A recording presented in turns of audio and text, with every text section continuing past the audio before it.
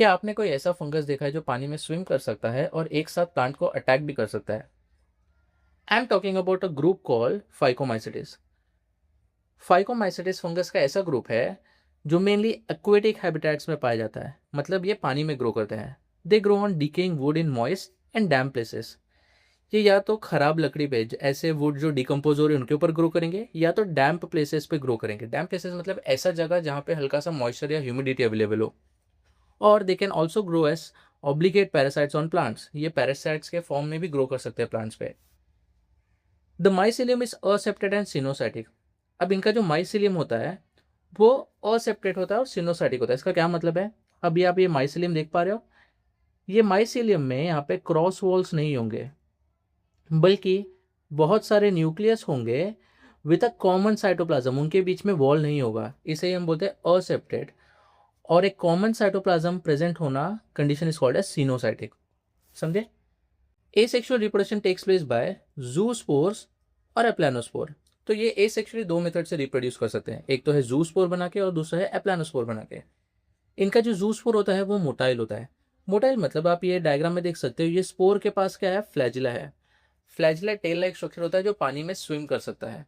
अब ये zoospore swim करके ऐसी जगह जाएंगे जहाँ पे फेवरेबल कंडीशन होगा, और जैसे ही इनको फेवरेबल कंडीशन मिलेगा वहाँ पे ये जर्मिनेट करना स्टार्ट कर देंगे। वहीं अगर मैं बात करूँ एप्लानोस्पोर की, एप्लानोस्पोर्स आर नॉन मोटाइल, मतलब ये जहाँ स्पोर्स गिरेंगे ये वहाँ पे जर्मिनेट करना स्टार्ट कर देंगे।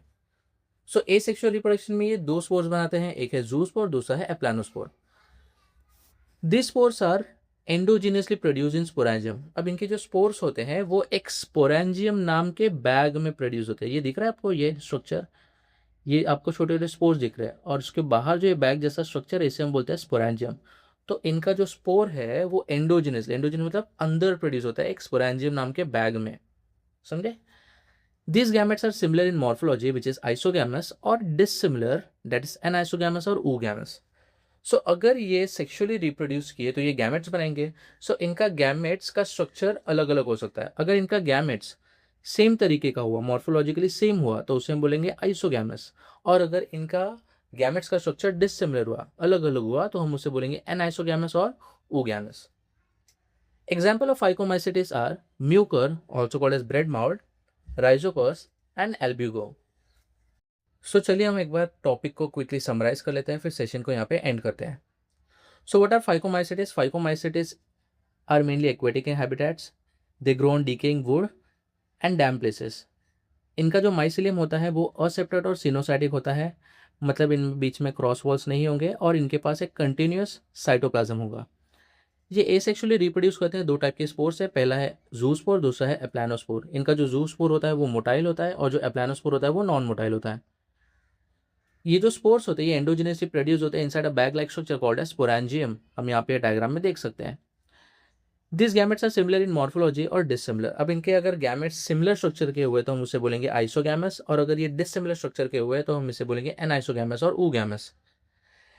Example is your Mucor, Rhizopus and albugo. So this was about today's lecture. Hope आपको सब अच्छे से समझ गया होगा। अगर आपको कोई भी क्वेरीज होता है तो आप कमेंट करके मुझे पूछ सकते हैं।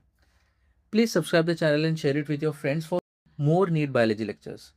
नेक्स्ट लेक्चर में हम एस्कोमाइसिटिस वाला टॉपिक को कंटिन्यू करेंगे। तब तक के लिए गुड बाय एवरीवन।